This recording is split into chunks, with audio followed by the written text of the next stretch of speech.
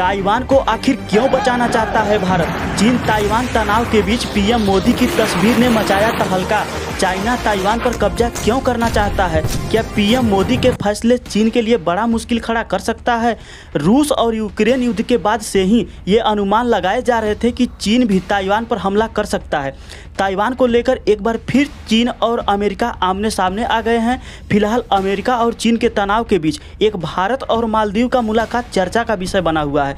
PM Modi की ये मुलाकात ऐसे एक देश से हुई है जो चीन के लिए मुश्किलें खड़ा कर सकता है। पीएम मोदी ने चीन से परेशान मालदीव को राष्ट्रपति इब्राहिम मोहम्मद सोलिह से एक बड़ी मुलाकात हुई। अपनी जबरदस्त कूटनीति के चलते भारत को मालदीव में एक बड़ी सफलता मिली है। ये खबर चीन के लिए बड़े झटके से कम नहीं है। इस मुलाकात के बाद दोनों देशों के राष्ट्राध्यक्षों ने बड़ी प्रेस कॉन्फ्रेंस किया है। इस प्रेस कॉन्फ्रेंस में मोदी जी ने जो कहा, चीन के लिए किसी सदमे से कम नहीं है। पीएम मोदी ने बड़ा ऐलान करते हुए कहा कि भारत मालदीव में एक बड़ा निवेश करने जा रहा है। भारत मालदीव के ग्रेटर माले प्रोजेक्ट में निवेश कर रहा है। आपको बता दें कि ग्रेटर माले मालदीव का सबसे बड़ा इंफ्रास्ट्रक्चर है। इसके बाद पीएम मोदी ने उस मुद्दे को छेड़ दिया जिससे चीन सबसे ज़्यादा डरता है।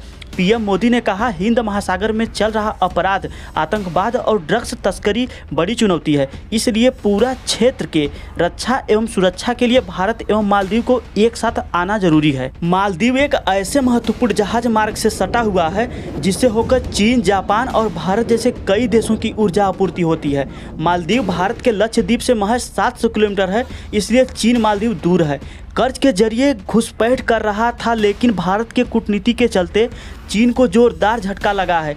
चाइना भारत और जापान को भी धमकी दे रहा है, कह रहा है कि युद्ध को भीतर धकेला जा रहा है। आखिर ताइवान को भारत क्यों बचाना चाहता है? ताइवान में एक TSMC कंपनी है जो कि पूरी दुनिया की 60% सिलिकॉन सेमीकंडक्टर प्रोड्यूस करता है। क्वालकॉम, फोर्ड, गूगल, एप्पल जितनी भी जैसी मोबाइलें आती हैं, ये सब TSMC कंपनी से ही सिलिकॉन सेमीकंडक्टर खरीदती हैं।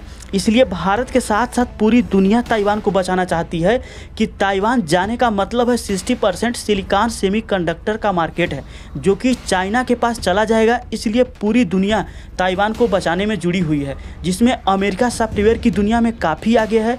इसलिए अमेरिका की ताइवान का साथ देता है। चाइना के कंपैरिजन में ताइवान काफ़ी छोटा देश है। चाइना के पास 20 लाख एक्टिव सोल्जर्स हैं, जबकि ताइवान के पास महज 2 लाख ही एक्टिव सोल्जर हैं। वहीं रिजर्व सोल्जर की हम बात किया जाए तो चाइना के पास 5 लाख हैं, जबकि ताइवान के पास 15 लाख हैं। चाइना काफ़ी बड़ा देश है, इसलिए उसके पास 5000 टैंक हैं, लेकिन चीन के पास 1200 ही उपलब्ध हैं। चाइना में आर्टिलरी गन 1734 हैं, जबकि ताइवान में 1410 हैं। मल्टी बैरल रॉकेट लॉन्चर की बात किया जाए तो यहाँ एक साथ अंधाधुंध फायरिंग करने के काम में आता है। इसकी संख्या चाइना में 4120 है, जबकि ताइवान में 257 है। बख्तरबंद गाड़ी जो सैनिकों को सुरक्षा प्रदान करता है, इसकी संख्या चाइना में 35,000 है, जबकि ताइवान में महज 3471 है। यहाँ पर देखा जाए तो हर मामले में चाइना ताइवान से आगे है। एयरफोर्स की बात किया जाए तो यहाँ पर चाइना के पास 1200 है, लेकिन ताइवान के पास 288 ही है। साथ में चाइना लड़ाकू जहाज़ का मैन्युफैक्चर खुद करता है, लेकिन ताइवान के पास लड़ाकू जहाज़ भी नहीं है।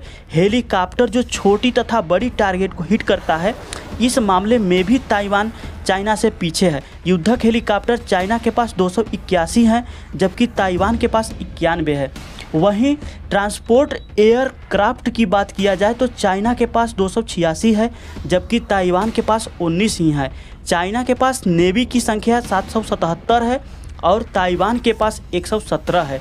अगर हम चाइना में एयरक्राफ्ट कैरियर की हम बात करें तो वहाँ पर चाइना में 3 शामिल किया गया है, लेकिन ताइवान में आश्चर्य की बात है कि एक भी एयरक्राफ्ट कैरियर नहीं है।